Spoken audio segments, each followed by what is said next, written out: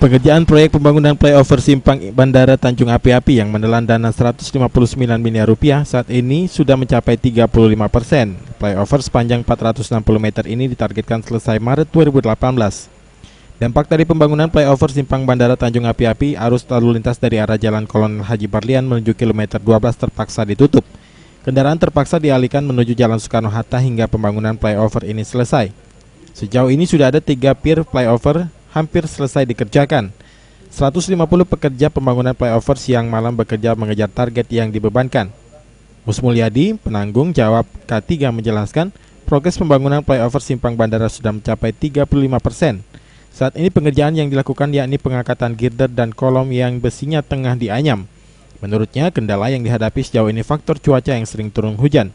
Hal ini membuat pembangunan flyover sedikit terganggu. Selain itu, masih ada lahan yang terkena pembangunan flyover belum dibebaskan pihak pemerintah kota.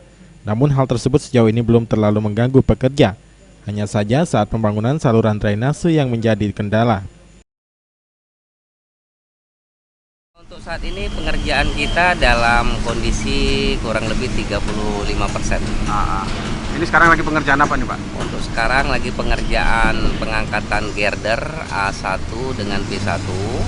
Yang kedua untuk pemasangan kolom P3 yang sedang dikerjakan sekarang P4 untuk penganyaman besi pelcap.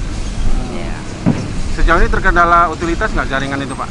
Kalau untuk sementara ini kita di lapangan tidak ada kendala, tapi hanya sedikit. Julius Sumban Gaul, PAL TV.